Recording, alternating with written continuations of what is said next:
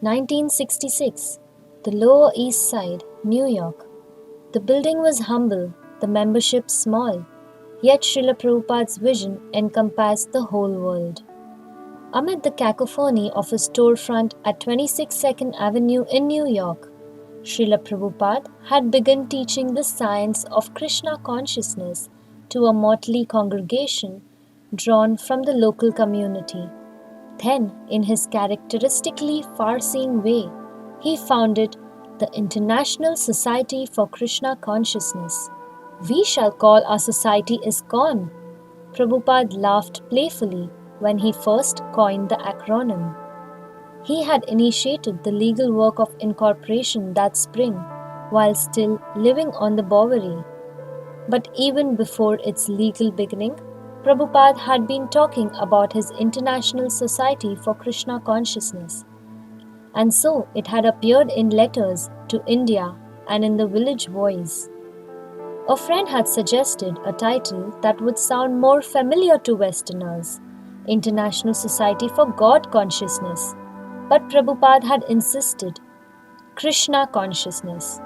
God was a vague term, whereas Krishna was exact and scientific.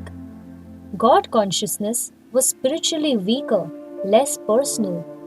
And if Westerners didn't know that Krishna was God, then the International Society for Krishna Consciousness would tell them by spreading his glories in every town and village.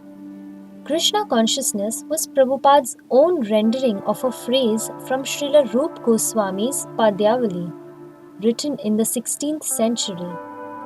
Krishna Bhakti Rasa Bhavita, to be absorbed in the mellow taste of executing devotional service to Krishna. But to register ISKCON legally as a non-profit, tax-exempt religion required money and a lawyer. Carl Jurgens had already had some experience in forming a religious organization, and when he had met Prabhupada on the Bowery, he had agreed to help. He had contacted his lawyer, a young Jewish man named Stephen Goldsmith. Stephen Goldsmith had a wife and 2 children and an office on Park Avenue, yet he maintained an interest in spirituality. When Carl told him about Prabhupada's plan, he was immediately fascinated by the idea of setting up a religious corporation for an Indian Swami. He visited Prabhupada at 26 Second Avenue and they discussed incorporation, tax exemption, Prabhupada's immigration status, and Krishna consciousness. Mr. Goldsmith visited Prabhupada several times. Once he brought his children who liked the soup Prabhupada cooked. He began attending the evening lectures, where he was often the only non-hippie member of the congregation. One evening, having completed all the legal groundwork and being ready to complete the procedures for incorporation, Mr. Goldsmith came to Prabhupada's lecture and kirtan to get signatures from the trustees for the new society. The Vedas describe that the time of the universe revolves through a cycle of 4 seasons or yugas, and Kali Yuga is the worst of times, in which all spiritual qualities of men diminish until humanity is finally reduced to a bestial civilization devoid of human decency.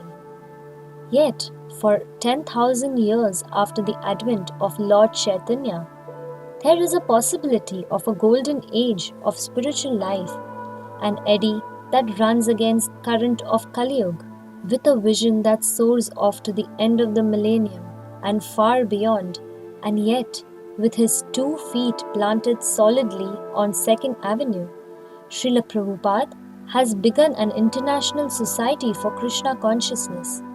He has many practical responsibilities. He has to pay rent, and he has to incorporate his society and pave the way for a thriving worldwide congregation of devotees. Somehow, he doesn't see his extremely reduced present situation as a deterrent from the greater scope of his divine mission. He knows that everything depends on Krishna, so whether he succeeds or fails is all up to the Supreme. He has only to try.